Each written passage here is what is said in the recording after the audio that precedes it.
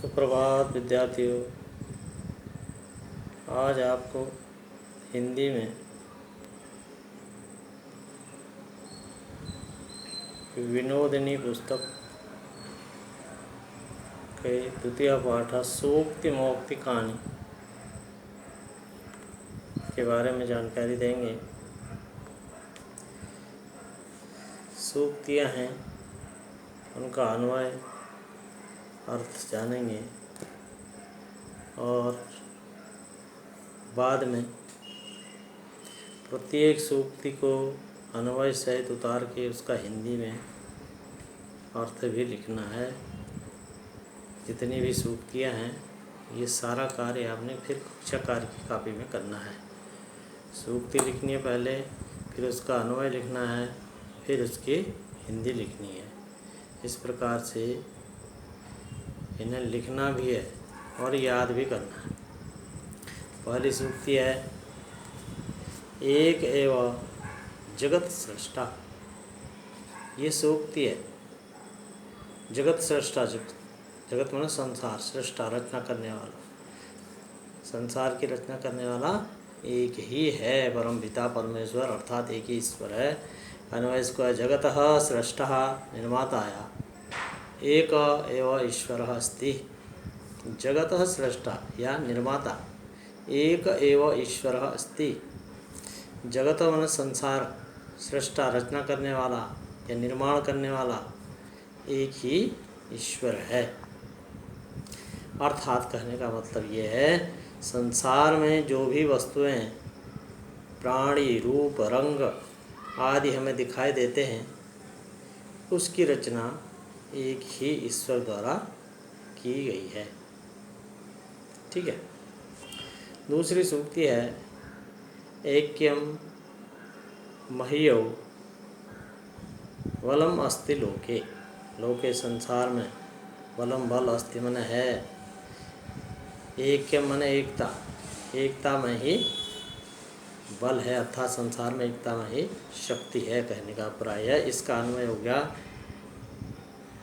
एकतायाः बलम एव सर्वोत्तम बलम अस्ति लोके। एकता, एकता, लोके माने संसार में, लोके एकताया, संसार में एकता ही सबसे बड़ी शक्ति है, सर्वोत्तम। अर्थात कोई कार्य कितना ही बड़ा कठिन हो, उसको एकता के बल से सरल किया जा सकता है, या एकता के साथ, एकता के बल पर उसे पूरा किया जा सकता है। तीसरी सूक्ति है, गुणी विजानाति गुणान् निर्गुणः। गुणी गुण, विजानाति जानते हैं, गुणानाम गुण गुणवान, निर्गुणा जिसमें गुणी नहीं है वो नहीं जानता। तो अन्वय इसका हो गया, गुणी पुरुषः एव गुणान् जानाति गुणरहितः न। गुणी पुरुष ही क्या करता है? गुणी पुरुष ही गुणों के महत्व को समझता है।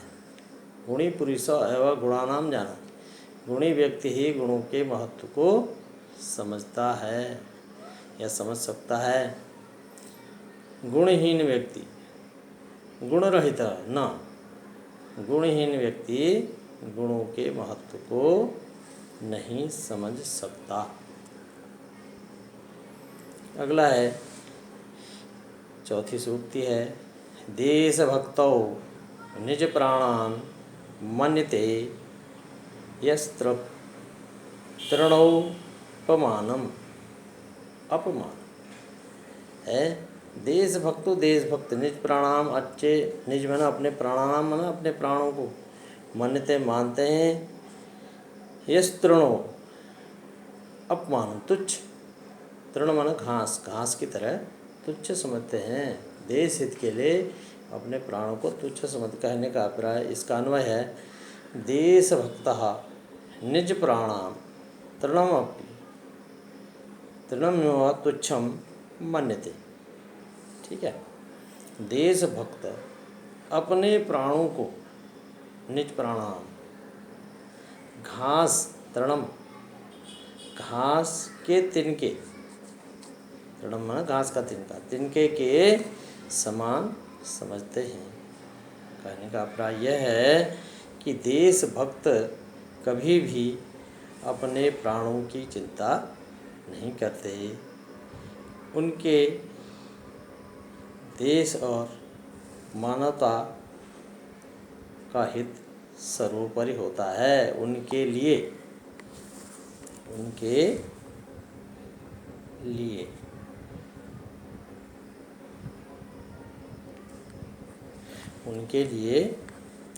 देश और मानवता का हित सर्वोपरि होता है। इस प्रकार से अगली सूक्ति अब देखेंगे। 5वीं सूक्ति है, मनोहरति कस्य सताम्ना वाणी। मनोहरति मन को हरना, मन को आकर्षित करना, कस्य सताम मन सज्जन है, किस सज्जन की वाणी मन को अपनी ओर आकर्षित करती है। अन्वय है, सज्जनानां वाणी कस्य मना न हरति। सज्जनों की वाणी किसके मन को नहीं हरती, अर्थात किसके मन को अपनी ओर आकर्षित नहीं कर लेती। अर्थात सबके मन को सज्जनों की वाणी अच्छी लगती है। अर्थात जो सज्जन विनम्र और संस्कारवान होते हैं, उनकी वाणी मधुर और सबका कल्याण करने वाली होती है, इसलिए सबको प्रिय लगती है।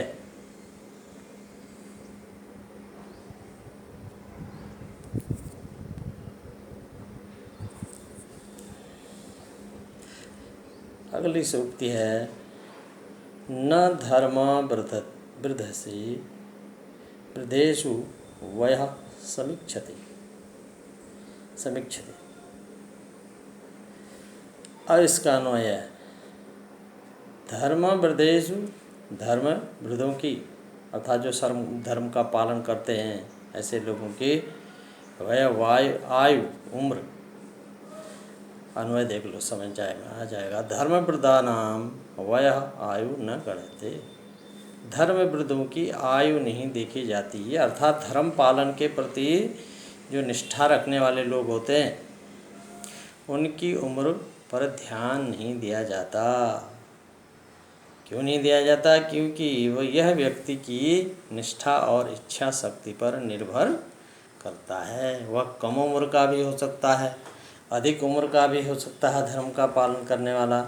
इसलिए उसने कहा, धर्म वृद्धानाम वयम व आयु न गण्यते। धर्म वृद्धों की आयु नहीं देखी जाती, अर्थात जो लोग धर्म का पालन करते हैं या धर्म के प्रति निष्ठा रखने वाले लोग होते हैं, ऐसे लोगों की उम्र पर ध्यान नहीं दिया जाता, क्योंकि वह व्यक्ति की जो धर्म का पालन करना है व्यक्ति की निष्ठा और इच्छा शक्ति पर निर्भर करता है।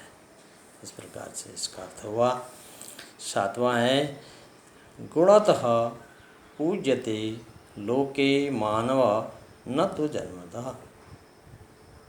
अब इसका अन्वय, मानव संसारे गुणे पूज्यते न तो उच्च कुले जन्म गृणात्।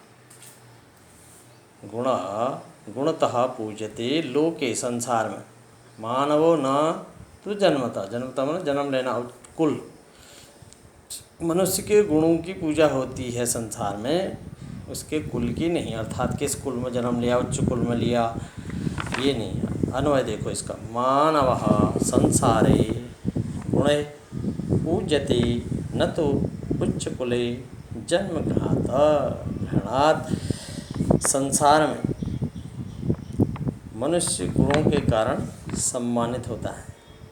मानवः संसारे गुणे पूज्यते न तो उच्च कुले जन्म गृहात्, न कि उच्च कुल में जन्म लेने के कारण।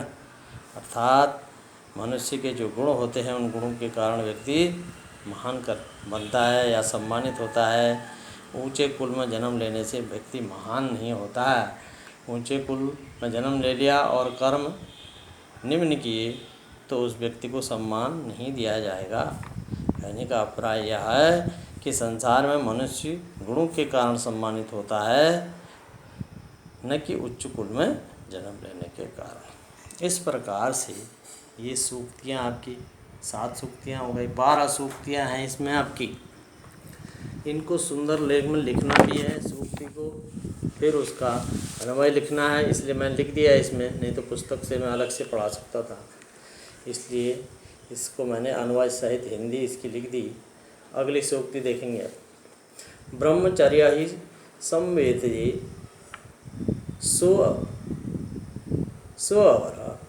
अमर अमर, ये ओ है, ठीक है, ओ पढ़ा जाएगा इसको। ब्रह्मचर्य ही संसेवते सो अमर, ब्रह्मचर्य का पालन करने वाला क्या होता है? अमर होता है, अर्थात वह ऐसे कार्य करता है जिससे वह अमर हो जाता है। अन्वय देखो इसका। यह 25 वर्षाणि यावत् ब्रह्मचर्यव्रतस्य पालनं करोति सः अमरः। जो यह माने जो 25 वर्ष तक जो ब्रह्मचर्य का पालन करता है वह अमर हो जाता है। क्यों होता है? अर्थात कहने का मतलब यह है कि जो व्यक्ति 25 वर्ष तक नियम पूर्वक ब्रह्मचर्य व्रत का पालन करता है उसमें देवताओं के समान ओज, कांति, बल व स्फूर्ति बनी रहती है। ऐसा व्यक्ति संसार में ऐसे कार्य करने की क्षमता रखता है जिससे वह अमर हो जाता है। ठीक है, 25 वर्ष तक ब्रह्मचर्य का पालन, और ब्रह्मचर्य का पालन करने से क्या होता है? व्यक्ति के देह में ओज, कांति, बल और स्फूर्ति बनी रहती है। अगर व्यक्ति में इस प्रकार की शक्ति मौजूद है तो निश्चित रूप से वह कोई अच्छा कार्य करने की क्षमता रखेगा, और अच्छा कार्य करने से उसकी जो है अमरता बन जाएगी। 9वां है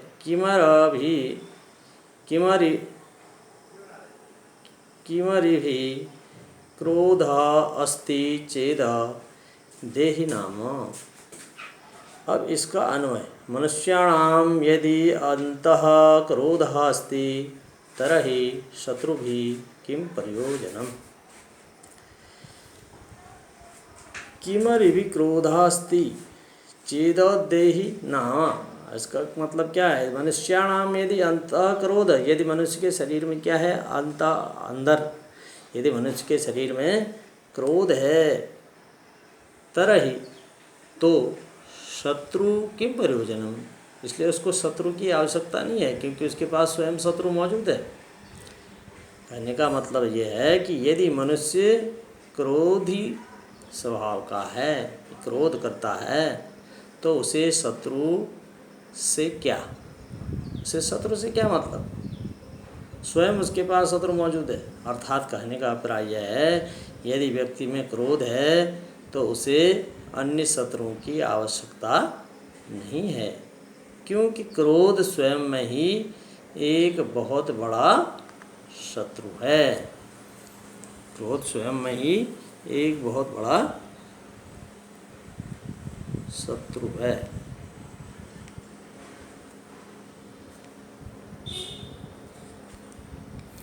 ठीक है, अगला देखिए।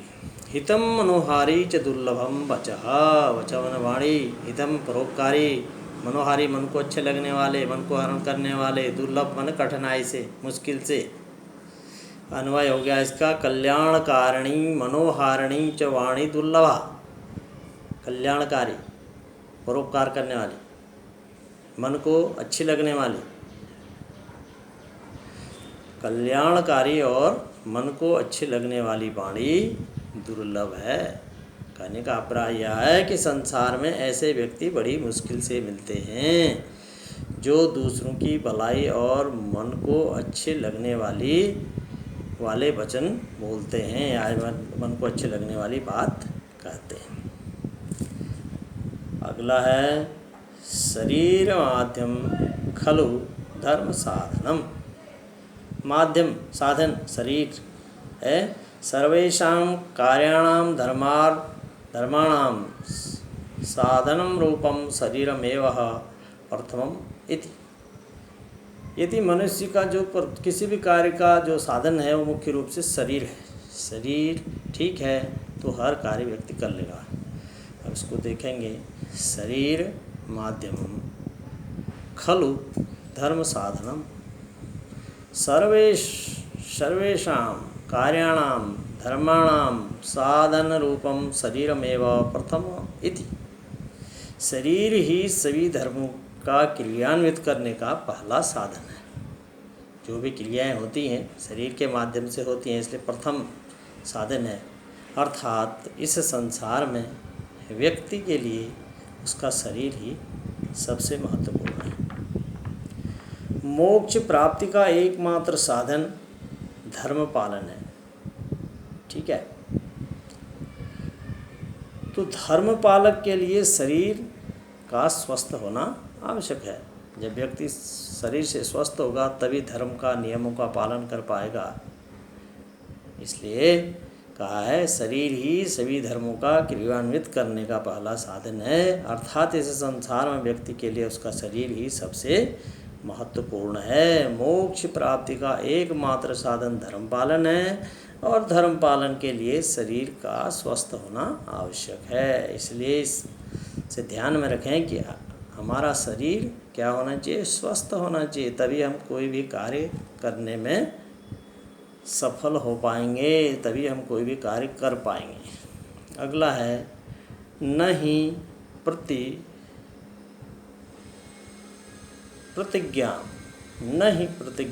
कुर्वन्ति नहीं प्रतिज्ञां कुर्वन्ति वितथां सत्यवादिनः जनाः यां प्रतिज्ञां कुर्वन्ति ताम् अन्यथा न कुर्वन्ति। सत्यवादी जो लोग होते हैं वह वही कार्य करते हैं जो कहते हैं उसी को करते हैं। सत्यवादी जनाः यां प्रतिज्ञां कुर्वन्ति, सत्यवादी लोग अपनी वाणी को अन्यथा नहीं जाने देते। अर्थात कहने का मतलब यह है कि सत्यवादी लोग जो कहते हैं जो प्रतिज्ञा करते हैं वही करते हैं, जो कहते हैं वही करते हैं, जो करते हैं वही कहते भी हैं। इस प्रकार से ये आपकी सूक्तियाँ पूर्ण हुई और इनको सुंदर लेख में सूक्ति अन्वय और उसका हिंदी अनुवाद कक्षा कार्य की कॉपी में उतार लेना है। साथ में इन सूक्तियों में आए हुए जो शब्दार्थ हैं इनको भी लिख लेंगे। कार्य ठीक से करें। कई बच्चे इससे पहले का कार्य नहीं कर पाए हैं ऐसा लगता है, इसलिए कार्य अपना प्रत्येक बच्चा पूर्ण रखे। कार्य जो भी मैंने पूरा कराया है, जो भी काम कराया है, वह कार्य मुझे कक्षा कार्य की कॉपी में चाहिए। इस बात का ध्यान आपके अभिभावक भी रखें, क्योंकि आपको इस प्रकार से कार्य दिया जा रहा है और आप उसमें लापरवाही कर रहे हैं तो यह उचित नहीं है। इसलिए जितना भी कार्य आप लोगों को कराया जा रहा है, इस कार्य को प्रतिदिन कार्य को पूर्ण कर लें। इस बात का ध्यान रखेंगे। पहले भी मैंने बताया था कि जिस प्रकार से विद्यालय में आपके पीरियड लगते हैं, कम से कम उतना समय तो आप दीजिए और कार्य रोज़ का रोज़ पूर्ण होना चाहिए। कई वीडियोज़ में मैंने देखा यूट्यूब में कई बच्चों ने, कुछ बहुत कम बच्चों ने कुछ जो पाठ हैं उनको नहीं देखा है अभी तक। इसलिए कार्य पूर्ण चाहिए विषय में हम मेहनत कर रहे हैं, तो इसलिए आपको भी मेहनत करनी है। इस बात का प्रत्येक बच्चा ध्यान रखे। धन्यवाद। शेष जानकारी फिर कल देंगे।